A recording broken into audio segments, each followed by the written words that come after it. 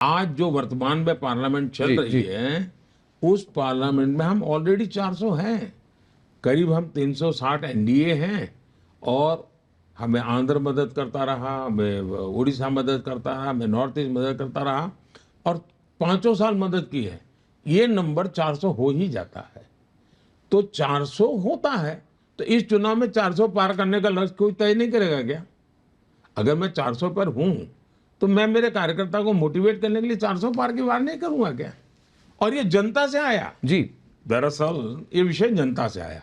दूसरी बात, संविधान का जहां तक सवाल है, मैं सदन में संविधान दिवस मनाने के लिए प्रस्ताव लेकर आया। किसने विरोध किया? कांग्रेस पार्टी के स्वयं खड़गे जी ने खड़े होकर के भाषण किया कि संविधान दिवस की क्या जरूरत है, 26 जनवरी है ना भाई। अरे मैंने कहा भाई, संविधान के प्रति देश के लोगों की श्रद्धा बनाने के लिए, जैसे आज भी रामायण महाभारत के कथा कीर्तन होते हैं, हर पीढ़ी को वो ट्रांसमिट होता जाता है, संविधान को भी उसी भाव से, हमें श्रद्धा भाव से लोगों को देखने की आदत डालनी चाहिए। मेरे लिए संविधान वो चीज़ है, जब 60 साल हुए थे संविधान के, तब मैंने भारत सरकार को कहा था कि हमें संविधान का बहुत बड़ा महोत्सव मनाना चाहिए।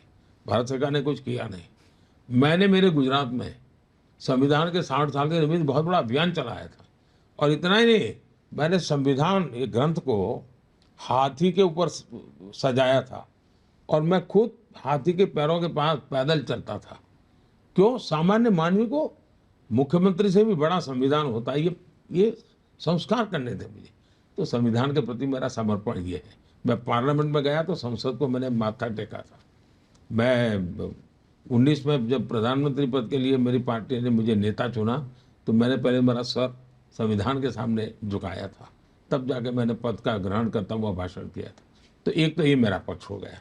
दूसरा, कांग्रेस वगैरह ने क्या किया है? देश का संविधान बनने के बाद सबसे पहले फिजिकली उस पर हमला किया उन्होंने, संविधान पर फिजिकल हमला।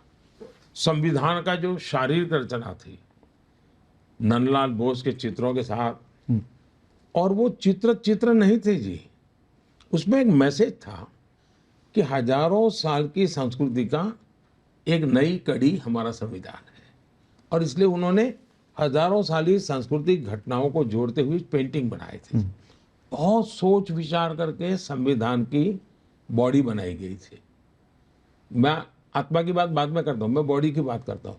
ये चित्र मामूली चीज नहीं थी। चित्र राम का था, कृष्ण का था नहीं, उसमें हमारे देश के गणराज्यों की भी चर्चा है चित्रों में जी, है ना, मतलब नरेशन का, यानी पूरी तरह सांस्कृतिक इतिहास है उसमें। उन्होंने सबसे पहले इसको खत्म कर दिया, भारत पर फिजिकल संविधान पर हमला किया। दूसरा, उन्होंने जो आत्मा पर हमला किया, पहला बॉडी पे किया, फिर आत्मा पे किया। कैसे किया? भारत के संविधान का सबसे पहला जो सुधारा किया है पंडित नेहरू जी ने, जो उसमें उन्होंने अमेंडमेंट किया है, वो क्या किया? फ्रीडम ऑफ स्पीच पर रिस्ट्रिक्शन का मतलब उसकी आत्मा पर पहली चोट जो अपने आप को दुनिया में डेमोक्रेसी की बातें करते लोग हैं, उन्होंने की। तो पहले शरीर से संविधान को खत्म किया, फिर संविधान की आत्मा को कर, अब वो संविधान की भावना पर हमला कर रहे हैं। संविधान की भावना है हमारे देश के फेडरल स्ट्रक्चर की। 100 से ज्यादा बार 356 का उपयोग करके बिना कारण सरकारें तोड़ दी गई।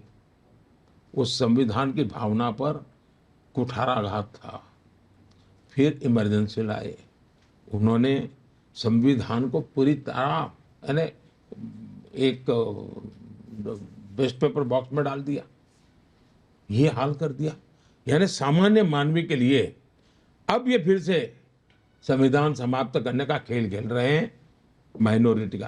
अब आपने देखा जो बड़े शातिर पिक पॉकेटर होते हैं ना, शातिर पिक पॉकेटर, वो बड़े चालाक होते हैं। वो क्या करते हैं, मान लीजिए बस में चढ़ गए और किसी का बटुआ चुराया, वो बटुआ चुरा करके खुद रख देंगे, फिर एक और लड़का दौड़ेगा, ये चोर चोर चोर चोर, खुद के मेरा बटवा गया, मेरा बटवा गया। फिर और लोग भी देखेंगे तो जिसका ओरिजिनल गया वो भी देखेगा मेरा बटवा गया। और फिर एक दौड़ता है, जिसने चुराया है वो तो यहाँ खड़ा है, साथ में ही खड़ा है, चिल्ला रहा है चोरा है चोरा है। और एक जो निर्दोष है वो भाग रहा है। क्यों? चालाकी है।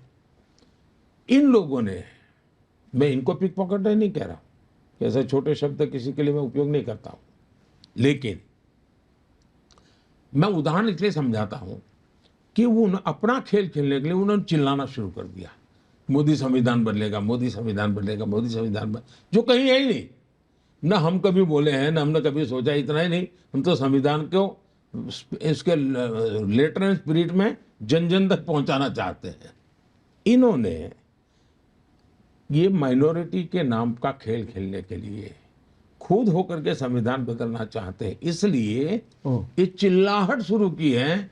तो आपके कानों में वही आवाज आए और चोरी छुपे से पीछे वो करना। आप कह रहे हैं वो बदलना चाहते, वो बदलना चाहते किस हैं। दिशा में? वो धर्म के आधार पर आरक्षण करना चाहते हैं, और जो संविधान की आत्मा पर आखिरी कील होगा, वो आखिरी बार होगा संविधान की आत्मा पर। संविधान सभा ने जब चर्चा की, महीनों तक चर्चा की, और उसमें पंडित नेहरू जैसे लोगों को छोड़ दीजिए, बाकी सब सनातनी थे जी, और सबने मिलकर के तय किया हमारे दलितों को आरक्षण मिलना चाहिए, हमारे ट्राइबल को आरक्षण मिलना चाहिए, हमारे ओबीसी को आरक्षण मिलना चाहिए। संविधान की भावना थी, क्योंकि इन लोगों के साथ और कारण थे।